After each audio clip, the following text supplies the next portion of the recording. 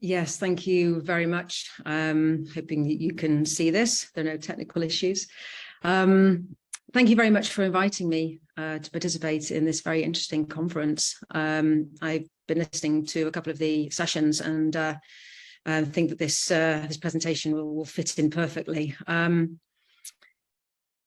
My name is Jennie Williams. I am an independent consultant based in Southeast Asia, currently in Australia, but was based in Thailand for 12 years. And I undertook an in-depth study on consent and harmful masculinities.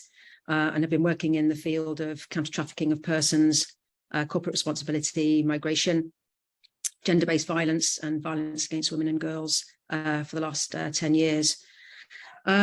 So today, I want to talk about gender, harmful masculinities, and what is the definition of gender, recognizing what are harmful masculinities, the consequences, and also then how do we empower the genders. So firstly, the definition of gender. Gender is a social construct. It's man-made. It's made up. The characteristics that are assigned and attributed to women, men, girls, and boys. And this includes norms, behaviors, and roles associated with being either or determined to be a woman, a man, a girl, or a boy, as well as their interconnecting relationships. Now, as a social construct, gender does vary from society to society, and this can change over time. And this can be seen with examples of transgender.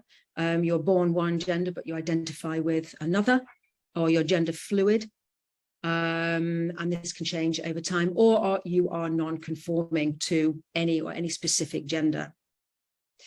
And gender is hierarchical, and this is one of the issues. It's hierarchical with men at the top, and then women, and then other genders. And this creates inherent inequalities in all aspects of life, including human and legal rights. And this causes short-term and long-term irreparable harm. So empowerment is essential if we are to rebalance equality among the genders.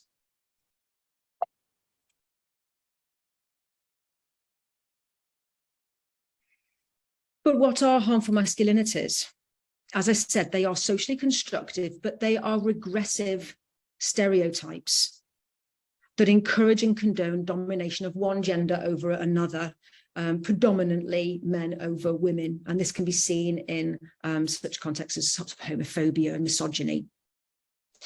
And we all live in a patriarchal society.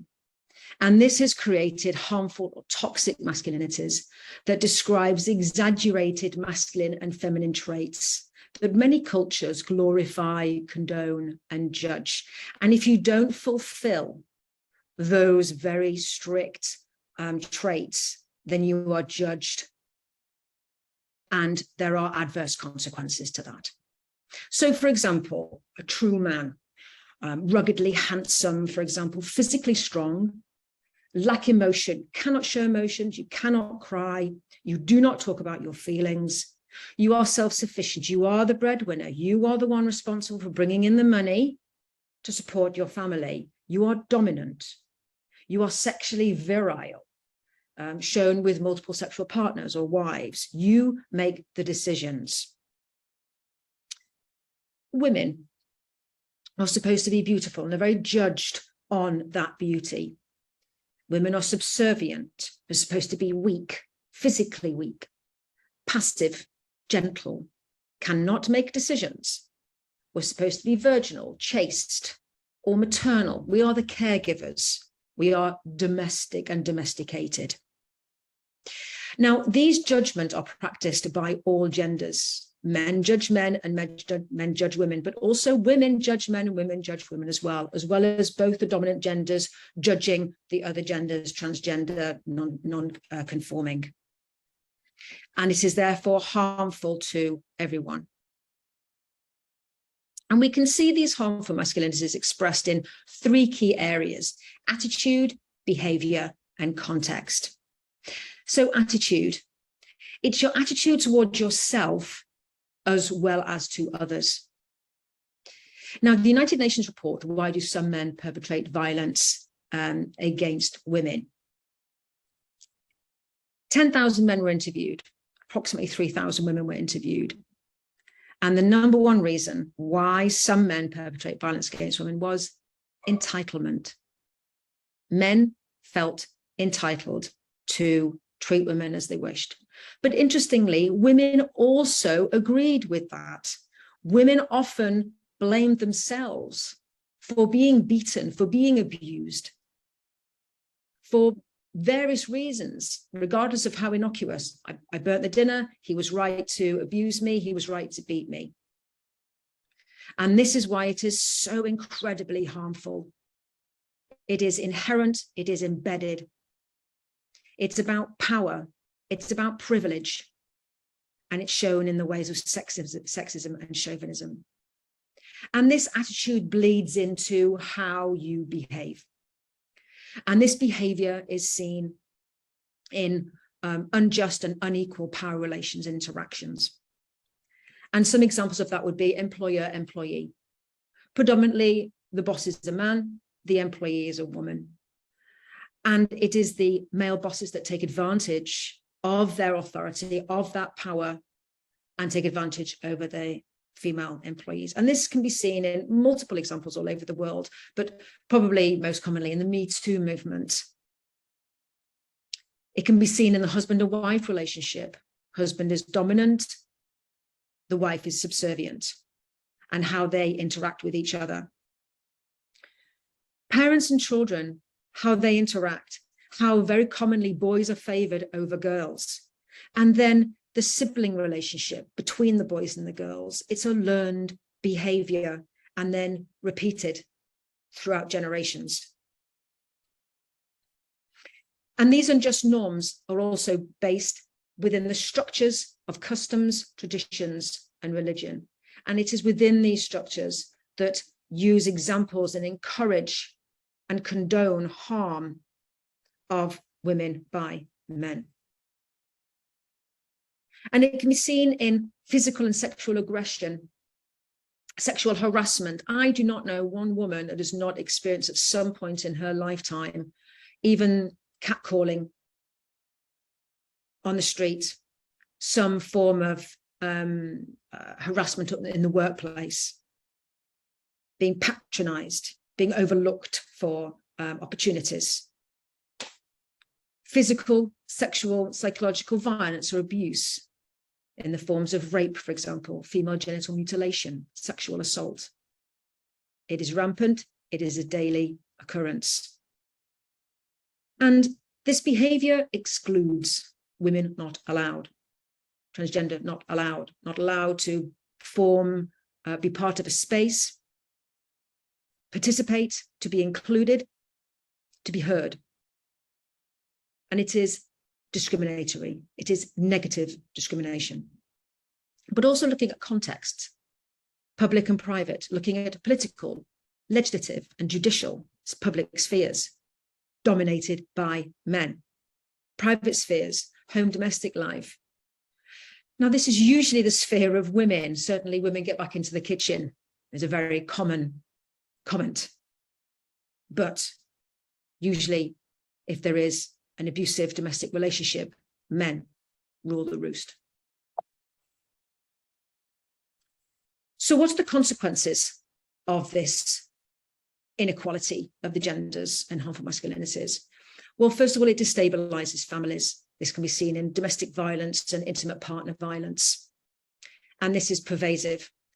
And a lot of the time, the public infrastructure, such as law enforcement, don't want to get involved in what they regard as a private sphere. It's a private matter, nothing to do with us. And this has gone on for too long. And too many women are murdered every single week at the hands of their intimate partner. It's condoned because nothing happens. And this then bleeds into how children are treated in the home. It very commonly doesn't stop at the husband beating the wife. It's the husband beating the children. The children then maybe put into care, for example, and then are then at the risk and the mercy of the state. And there are more and more cases coming to light now of state abuse of children in care. It can be seen in child marriage. Girls are a burden, but girls can be commodified. Girls can be sold. Child marriage. 650 million females are married out to men much older than themselves. It can be seen in abuse of the elderly, particularly women. Older women, elder women are not respected, again, seen as a burden. Boys are favoured. And this can even be seen in marriage and divorce. Some women in some societies don't have the right to divorce, regardless of the circumstances. But in some societies, men can say, I divorce you 3 times, and the women are cut adrift with no rights, no support, no infrastructure, no help.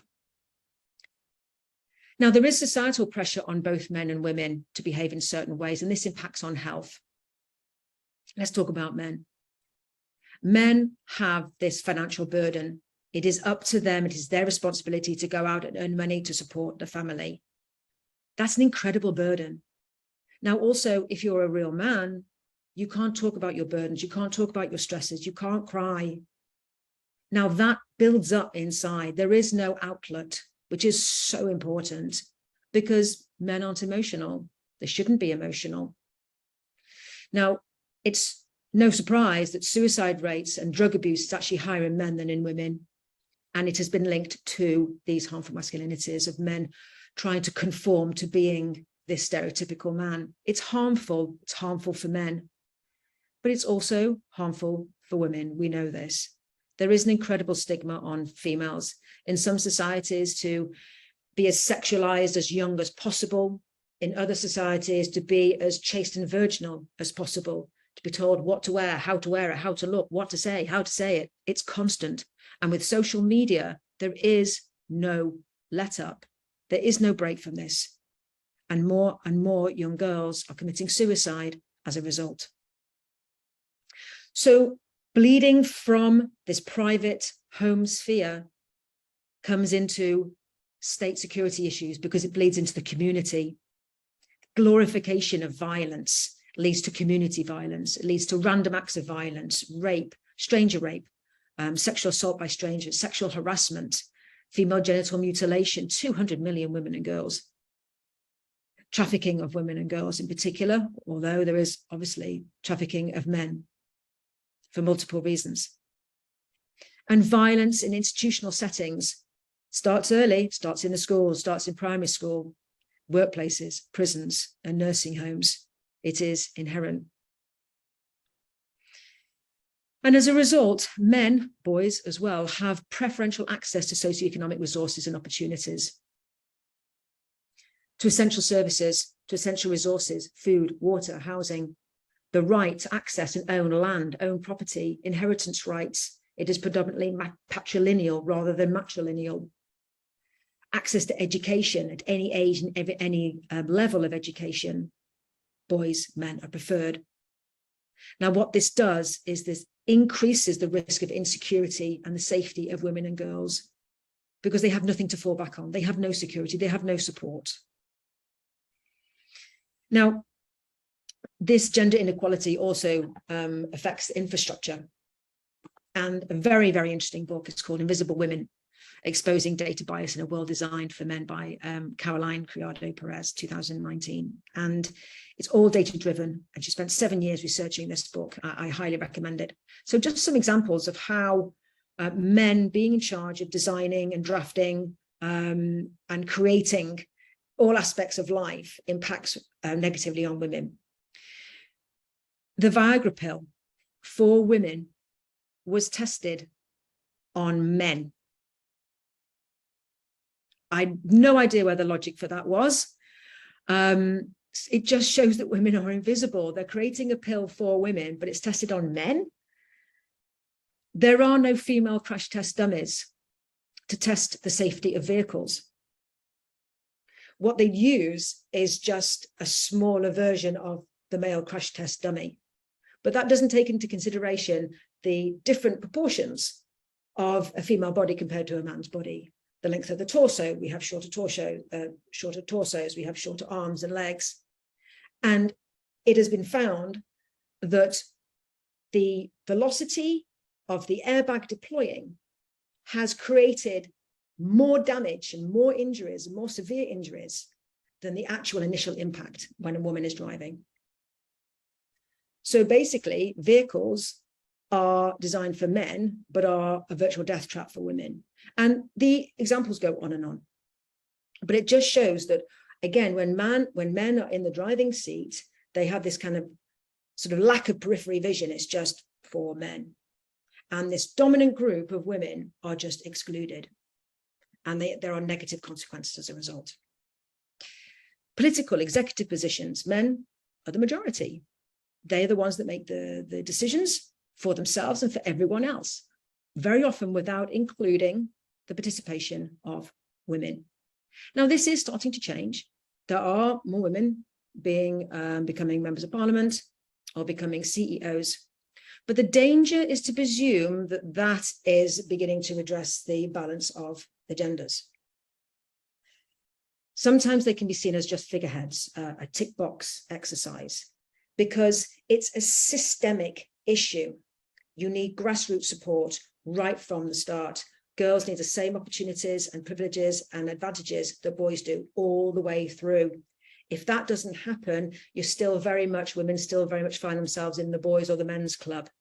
And that can be equally as damaging than women not even having a seat at the table. And legislation is drafted by men for women. And very often and not, you'll see legislation that's predominantly purposeful to protect and support women, but actually because women didn't participate in the drafting, their perception has not been taken into account. And the effect when this legislation is implemented is actually very oppressive, suppressive, and increases emancipation. So how do we empower the genders? First of all, we need to look at attitudes. We need to raise awareness, raising awareness through education. We need to remove traditional stereotypes in heteronormative teachings. We need to embrace an holistic approach, embrace diversity, see how interesting it is, learning from other people, learning about their differences, seeing the positive in that. Looking at sexual education and healthcare and family planning, not to promote or encourage sexual promiscuity. That's not the point of this. The point of it is so that adolescents and adults are aware of their bodies and their minds in order to make informed decisions that benefit themselves. Now, one of the projects that I was involved in for the UN was Partners for Prevention. And this was to tackle gender-based violence, to understand it and to tackle it in various countries in Southeast Asia. And one of the things that we adopted was a theory of change. And the theory was that change starts here. It starts with you. Understand what your attitudes are. Understand what your attitudes are to yourself and to other people. Are you empowered? Are you privileged? If so, are you using that to your benefit, to the cost of other people? Be honest with yourself. And if it is causing harm, change it. Learn to empathize, learn to listen, not just hear, but listen. Be accountable, communicate, and respect yourself and respect other people. Because if you don't respect yourself, you're not going to respect anyone else.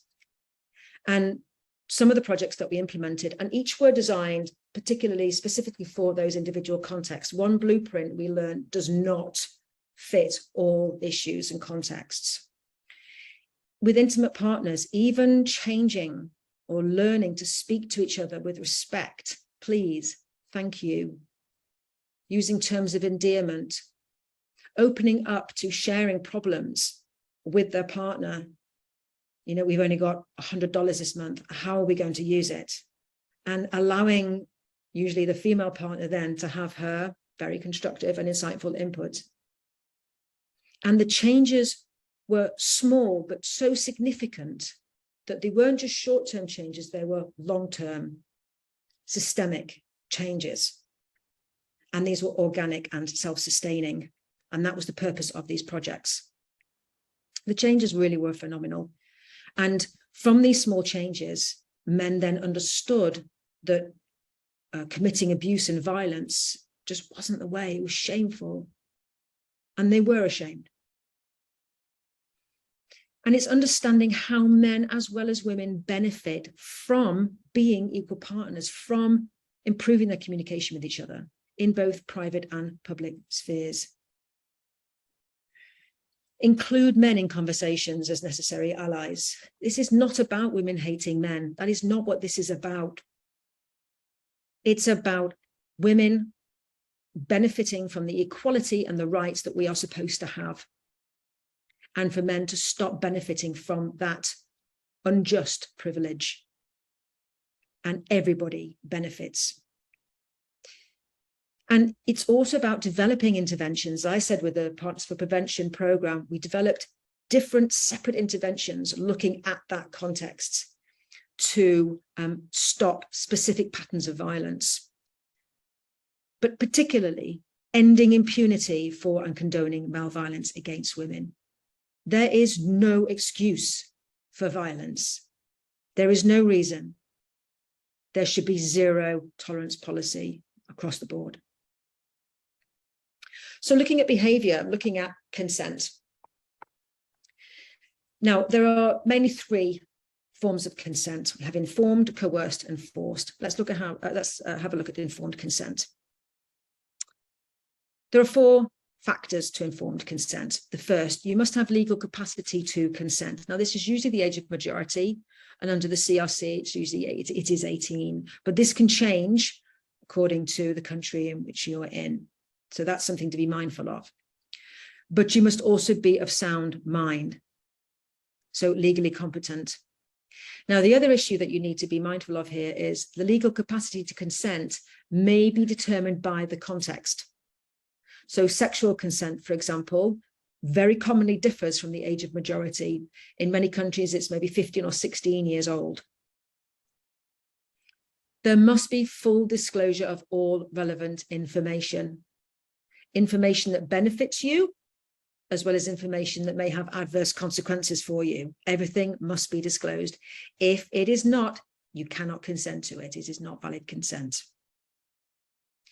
You must understand everything you are being told. If you do not understand it, you cannot consent to it. And the fourth is, it must be a voluntary decision to agree. Now, this means that you have the freedom to say yes, as well as the freedom to say no. And this can change. Just because you've said yes once or yes in that moment doesn't mean 5 minutes later or 10 minutes later, it's still yes and you can't change your mind. You can. You absolutely can. And that must be respected. So the other two, we have coerced and we have forced. Forced is the black and white.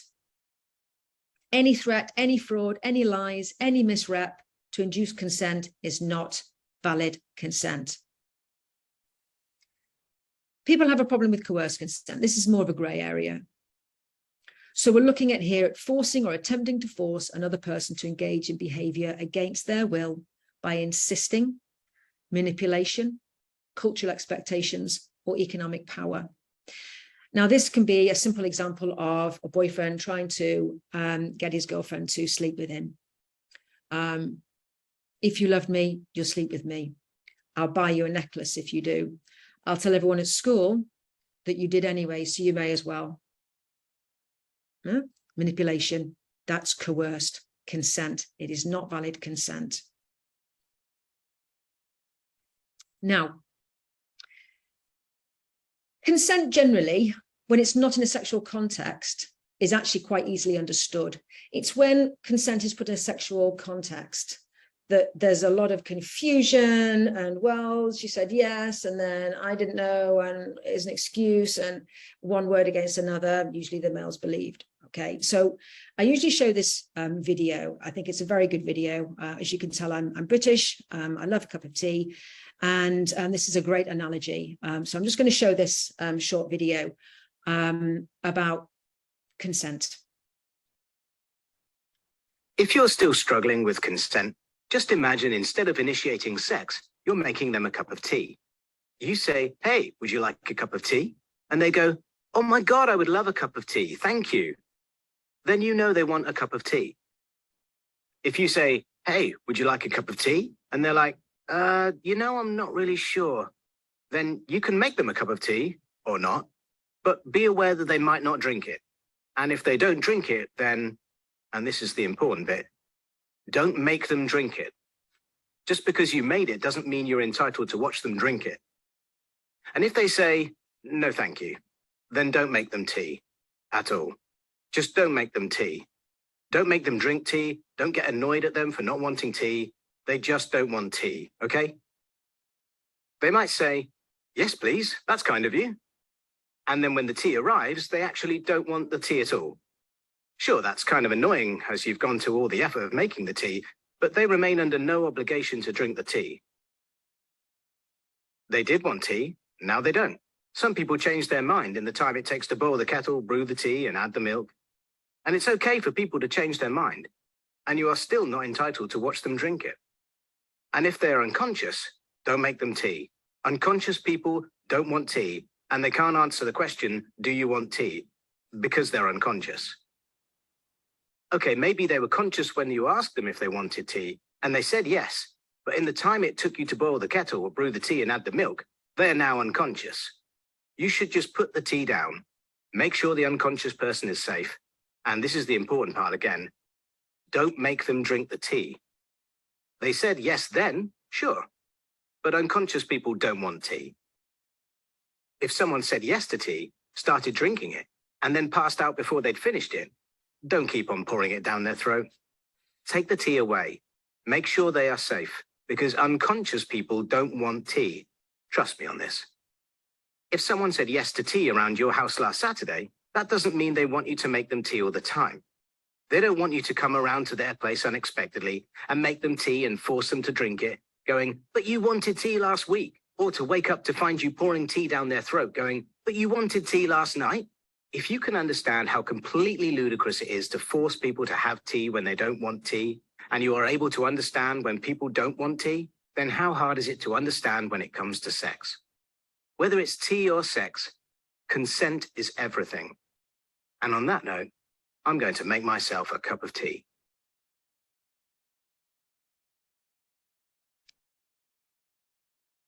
So it does seem quite ludicrous when you think about it, but those examples that are in that little video are very common in cases of rape. So it's really, really important that consent is understood. And that when you say no, you mean no, and that just because you said yes, you can change your mind. And to say no is equally as empowering as saying yes. So looking at contexts, breaking down engendered stereotypes, making women visible. Certainly when I was growing up, there were not very many women visible in high-powered jobs. I rarely saw any law enforcement officers who were women. But this has changed. It's continuing to change, but it needs to change faster. But seeing women, just seeing visibly women in these positions, in these roles, shows that there is no job that a woman cannot do. And no girl should ever be told the opposite. It's been shown that female law enforcement officers and UN female peacekeepers, when they are working, that the numbers of corruption and the numbers of abuse go down considerably. There is an obvious link there. Female judges making decisions, women doing hard labor, women walking for miles to gather water and food, often carrying houses on their back with their children, to say that women aren't strong, that they're not resilient, that they can't endure. women, weightlifters, women are strong. Women can be physically strong, but also looking at different definitions of what strong is. It's courage, it's fortitude, it's emotional strength. Women as firefighters, as lifesavers. It's important to show these changes of stereotypes, but also dispelling myths. Men as caregivers, why not? Why can't men cry? Yes, men should cry. It's an outlet, it's an essential outlet. It shows that men are empathetic. It shows that men are caring. It shows that men are able to be vulnerable. It's very, very hard and difficult and challenging and uncomfortable to be vulnerable, but it's very, very necessary. And it shows true courage to be in that situation and show your true feelings. Men as caregivers, men as nurses. And this last photo is one of my favorites. This is my brother and his partner Vin and my nephew. Men as parents, men as loving, caring, supportive parents, because they can. This is their domain as well. They are perfectly capable of being a parent as well as women. Why not? But in order to achieve true gender equality, it's not just changing one thing or another. It's a comprehensive, constructive approach, changing attitudes, changing behaviors, changing contexts and constructs. Then we will see true change. Thank you very much for listening. If you have any questions, I'm very happy to answer them now or in the future.